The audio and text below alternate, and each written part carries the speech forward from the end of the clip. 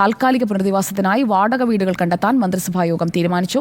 ലഭ്യമാകുന്ന വീടുകളുടെ കണക്കെടുക്കും. തദ്ദേശ സ്ഥാപനങ്ങളുടെ നേതൃത്വത്തിലാണ് വീടുകളുടെ കണക്കെടുക്കുക. വാടക വീടുകൾ ലഭിക്കാത്ത പക്ഷം പ്രീഫാബ് വീടുകൾ ഒരുക്കും. 50 ദിവസം കൊണ്ട് സ്ഥാപിക്കാൻ കഴിയുന്ന പ്രീഫാബ് വീടുകളാണ് പരിഗണനയിലുള്ളത്. ആർ ശ്രീജിത്ത് പൊളിറ്റിക്കൽ കറസ്പോണ്ടന്റ് നമുക്കൊപ്പമുണ്ട്. ആർ ശ്രീജിത്ത്, അടിയന്തര പുനരധിവാസമാണ് വേണ്ടത്. വയനാട് മേഖലയിൽ ഇത്രയധികം വീടുകൾ ലഭ്യമാണോ എന്ന ഒരു ആശങ്ക ഇപ്പോൾ മന്ത്രിസഭാ യോഗത്തിലും ഉണ്ടായി എന്നാണ് മനസ്സിലാക്കേണ്ടത്. എങ്ങനെയൊക്കെയാണ് അതിന് അവർ കണ്ടെത്തുന്ന പോംവഴികൾ?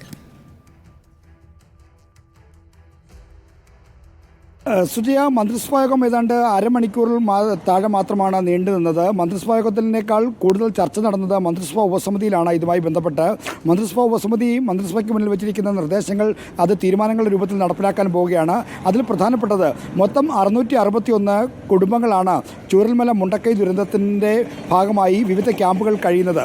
എന്നാൽ ഇത്രയധികം വീടുകൾ, ഈ 661 വീടുകളും വാടക വീടുകളും കണ്ടെത്തേണ്ടി വരില്ല എന്നാണ് മന്ത്രിസഭാ ഉപസമിതിയുടെ വിലയിരുത്തൽ. കാരണം ഇതിൽ കുറച്ച് ആളുകൾ ചൂരൽമലയ്ക്കും മുണ്ടക്കൈക്കും പുറത്തുള്ളവരാണ്. അവർ ഇതിൻ്റെ ഭീഷണിയെ തുടർന്ന് ഒഴിപ്പിച്ച് അവരെ അവിടേക്ക് കൊണ്ടുവന്നതാണ്. അവർക്ക് അവരുടെ വീടുകളിലേക്ക് മറ്റും മടങ്ങിപ്പോകാൻ കഴിയും. അതുകൊണ്ട് 400 മുതൽ 450 വാടക വീടുകളാണ് ഈ ക്യാമ്പിൽ കഴിയുന്നവർക്കായി കണ്ടെത്തേണ്ടി വരിക എന്നാണ് മന്ത്രിസഭാ ഉപസമിതിയുടെ വിലയിരുത്തൽ. ഈ 400-450 വാടക വീടുകൾ കണ്ടെത്താനുള്ള ശ്രമത്തിലാണ് സർക്കാർ. ഇതിൻ്റെ ഭാഗമായി തദ്ദേശ സ്വയംഭരണ വകുപ്പും ഒപ്പം തന്നെ റവന്യൂ അധികാരികളും വാടക വീടുകളും ക്വാർട്ടേഴ്സുകളും ലഭിക്കുമോ എന്ന അന്വേഷണത്തിലാണ്.